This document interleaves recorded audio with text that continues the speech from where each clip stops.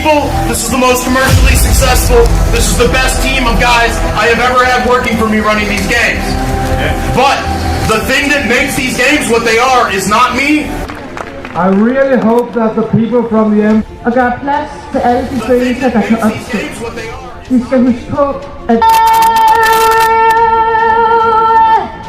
Dunia dikejutkan oleh pecahnya konflik bersenjata di Greenland, wilayah Arktik yang selama ini dikenal damai dan terpencil. Ketegangan yang telah lama membara akhirnya meledak menjadi konfrontasi terbuka antara Amerika Serikat dan kekuatan Eropa, memicu kekhawatiran akan pecahnya perang besar di kawasan utara bumi. Hey, left on the trees, left on the trees!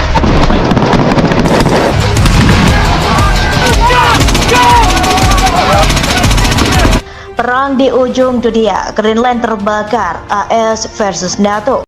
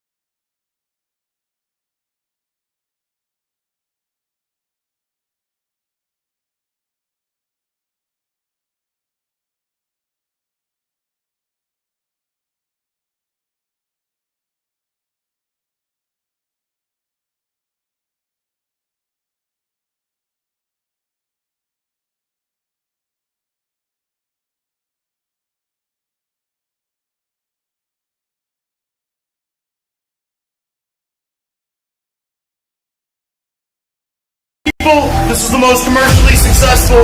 This is the best team of guys I have ever had working for me running these games. But the thing that makes these games what they are is not me.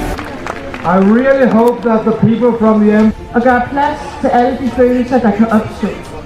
Vi skal huske på, at Dunia dikejutkan oleh pecahnya konflik bersenjata di Greenland, wilayah Arktik yang selama ini dikenal damai dan terpencil. Ketegangan yang telah lama membara akhirnya meledak menjadi konfrontasi terbuka antara Amerika Serikat dan kekuatan Eropa, memicu kekhawatiran akan pecahnya perang besar di kawasan utara bumi. Hey, left on the trees, left on the trees!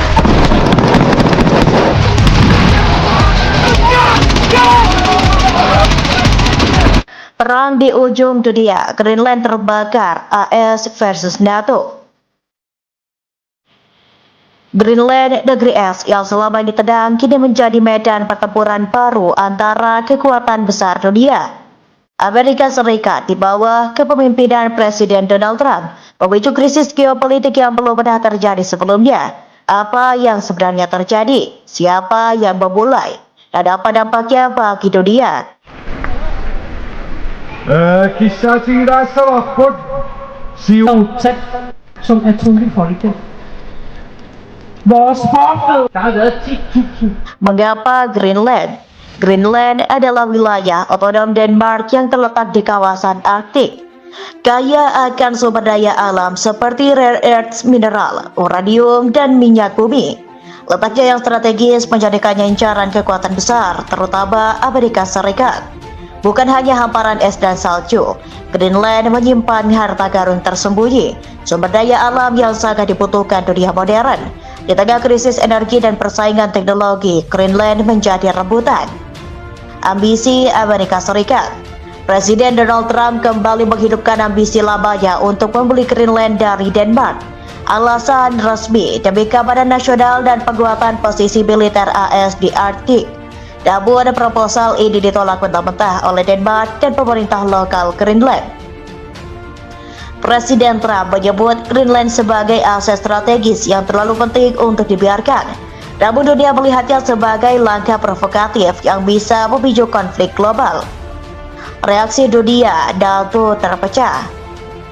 Penolakan keras datang dari negara-negara Eropa, Perancis, Jerman, Swedia, dan Norwegia. Mereka mengirim pasukan ke ibu kota Greenland, Nuuk, untuk misi pengintaian dan perlindungan wilayah. NATO terpecah, sebagian mendukung Denmark, sebagian memilih netral. Aliansi NATO yang selama ini solid kini diuji. Apakah ini awal dari perpecahan besar di antara sekutu barat? Titik Didi, pertemuan gagal, peluru meletus. Pertemuan diplomatik di Washington antara AS, Denmark, dan Greenland gagal mencapai kesepakatan. Hanya berselang 48 jam, pasukan AS mendarat di barat daya Greenland. Bentrokan bersenjata pertama terjadi di dekat Pelabuhan Nuuk. Dentuman pertama terdengar di Pelabuhan Nuuk, dunia menyaksikan perang telah dimulai. Peristiwa pertemuan diplomatik gagal total. Waktu 16 Januari 2026. Peristiwa pasukan AS mendarat di barat daya Greenland. Waktu 17 Januari 2026. Bentrokan bersenjata pertama terjadi. Waktu 18 Januari 2026. Peristiwa AS menguasai 3 titik strategis di pesisir barat. Dalam waktu kurang dari 72 jam, Greenland berubah dari negeri damai menjadi zona perang. Strategi dan taktik militer. AS menggerakkan kapal induk dan pesawat tempur dari armada Atlantik. NATO menggunakan pangkalan militer di Islandia dan Norwegia untuk mendukung operasi. Perang elektronik dan drone menjadi senjata utama di medan bersalju. Ini bukan perang biasa, ini adalah perang teknologi tinggi di tengah suhu minus 30 derajat. Dampak langsung, warga sipil terjebak. Ribuan warga Nuuk dan kota-kota kecil lainnya mengungsi ke pedalaman. Cuaca ekstrim memperparah kondisi kemanusiaan. Laporan awal menyebutkan 57 korban jiwa dan ratusan luka-luka. Anak-anak menangis, rumah-rumah terbakar, dan dunia hanya bisa menyaksikan dari kejauhan.